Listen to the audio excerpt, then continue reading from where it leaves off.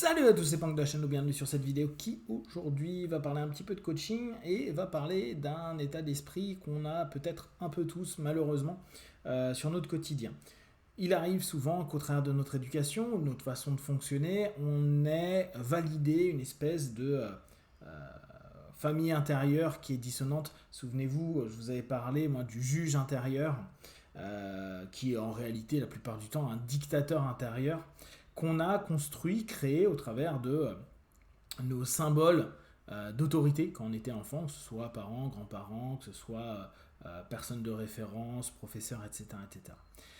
Ce qui est assez intéressant, c'est que enfant, on peut être dans l'adhésion ou dans la réactance, et en fonction de nos personnalités, on va plus ou moins approuver ce qui a été dit. Seulement, on le sait très bien, la force de l'éducation est la répétition. Et la répétition, pour nous qui connaissons un petit peu les trans, on sait que c'est la suggestion.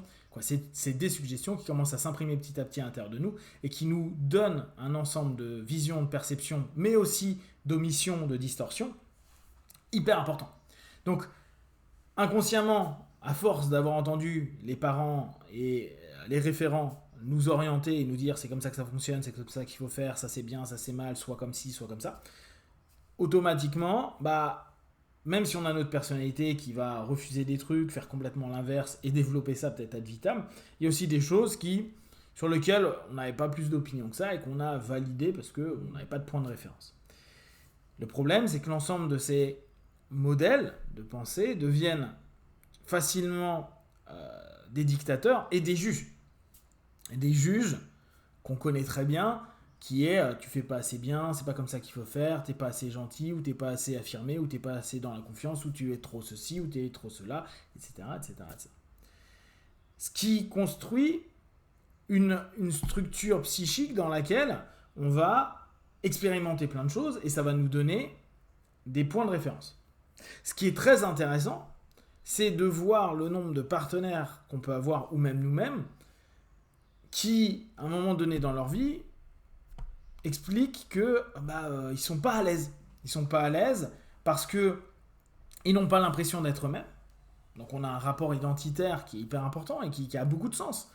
De se dire, mais est-ce que je suis simplement ce que mes parents / les autorités ont demandé de moi ? Attention, la réaction, c'est-à-dire l'opposition systématique à ce que nos parents peuvent dire, est également une toute-puissance parentale.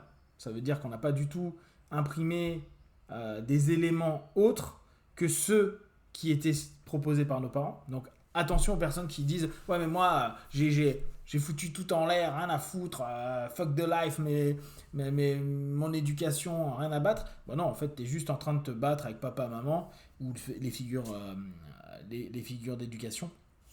Mais tu n'es pas du tout en train d'être libre d'un propre choix, d'une propre perspective par rapport à ce qui a été proposé. Et donc, dans ce cheminement-là, on a, à un moment donné, cette espèce de point de rupture où on a l'impression qu'on n'arrive pas à être soi-même. C'est-à-dire qu'on a l'impression qu'il y a un nous dans tout ça. On a un certain âge, donc on a un vécu. Et on a un vécu qui est basé sur un nous et un ça. Là, ça serait trop freudien, mais un eux. Un eux, figure d'autorité. Un eux qui est devenu, au bout du compte, un petit moi ou un grand moi à l'intérieur de moi, qui est une voix qui dicte et qui surtout qui juge à longueur de temps si c'est bien, si c'est pas bien. Ça rentre en fait dans la morale, dans l'éthique, dans tous les rapports internes, valeurs et croyances qu'on a pu ou qu'on nous a imposé à développer. À ce moment-là, et c'est là où c'est assez génial, on a un moyen pour peut-être sortir de ça. Et en général, si la personne travaille sur elle ou si elle est suivie, c'est qu'à un moment donné, elle se dit il y a un truc qui déconne, il y a quelque chose qui est dissonant, il y a quelque chose qui ne va pas. Et dans cette chose qui ne va pas, à cet instant précis, on a dès lors un ensemble de questionnements à se poser et surtout un ensemble d'observations hyper factuelles à faire. Est-ce que je suis bien ou pas ? Est-ce que je suis malheureux? Est-ce que je réussis les choses? Est-ce que je réussis sur les différents modèles de ma vie? Est-ce que j'ai une sensation d'être dans du bien, dans du succès, dans de la joie, dans qu'importe comment vous allez utiliser ces mots qui sont non spécifiques de façon générale. Et si c'est pas le cas, et en général si on bosse sur soi et que on va voir des praticiens, c'est qu'on n'est pas hyper fan, on a la preuve absolue que l'ensemble du système qui a été proposé et qu'on s'est réimposé, c'est-à-dire qu'on a créé un petit dictateur qui répétait ce qu'on a compris, hein, parce que n'oubliez pas, c'est peut-être pas exactement ce qu'ont voulu dire nos caretakers, nos parents et les figures d'autorité, il y a une preuve que ça ne marche pas. C'est-à-dire que de s'être soumis au dictateur intérieur, de s'être complètement, d'avoir adhéré à une doctrine, ou même si on n'était pas en full adhésion, d'avoir quand même répété, on est un peu dans une expérience de 1000 grammes intérieur, comme si ils ont plus raison que moi, parce que en fait ça fait 20 ans que je le fais, et de temps à autre ça a donné des bons résultats. Et vu que apparemment dans ma famille ou dans le cercle éducatif que j'ai eu, tout le monde fonctionne comme ça doit fonctionner comme ça. Donc on est en 1000 grammes. Et les faits, eux, ils peuvent pas mentir. Ça fonctionne pas. Je suis bien ou je suis pas bien. Ça correspond à qui je suis ou pas. Et à ce moment-là, on peut complètement et hyper facilement recadrer l'ensemble de ces notions et ce juge. En général, le dictateur, il a ces petits trucs à dire non mais moi j'ai raison. Sauf que à partir du moment où vous commencez à prendre un petit feedback de votre vie et que vous vous rendez compte que non, en réalité, ça n'a pas apporté ce qui a été proposé. Ça n'a pas donné les résultats escomptés.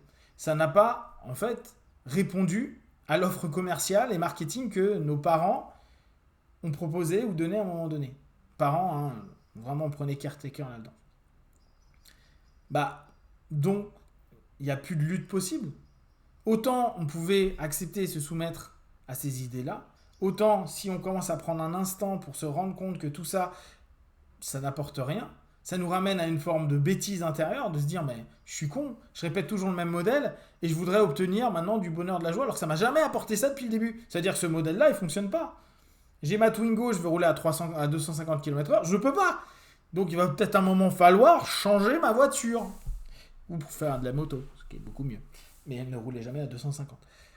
Et donc, à partir de là, on va pouvoir se dire, ok, donc le dictateur, vous allez le détrôner, vous allez tuer le roi, et vous allez pouvoir mettre ce que vous êtes au travers de vos retours d'expérience mentale, physique, émotionnelle, et dès lors, commencer à créer une doctrine, un fonctionnement, une règle du jeu, un cadre, qui vous correspond par rapport à ce qu'il y a à l'intérieur de vous qui, jusqu'à présent, n'osait s'exprimer. Et vous allez vous rendre compte que, ne serait-ce que oser exprimer ce que vous êtes, sans avoir, pas forcément avec les autres, hein, juste avec vous-même, sans avoir aucun contre-argument du dictateur, vu qu'à chaque fois qu'il pourrait revenir, vous lui dites, mais non, mais dans les faits, ça n'a pas marché, donc ta gueule va disparaître, tu ne sers à rien.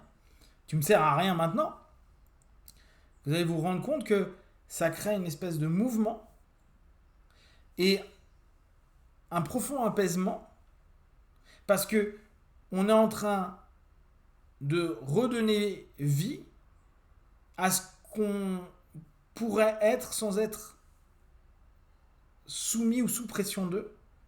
Et vous allez voir que cette liberté d'être avec moins de pression va vous offrir une perspective hyper intéressante de votre propre personne et de l'ensemble des comportements, valeurs, croyances que vous avez actuellement qui risquent dans la modalité agréable, hein, de mouvoir des choses plutôt intéressantes. Je vous invite à tester, voir et observer cette notion-là.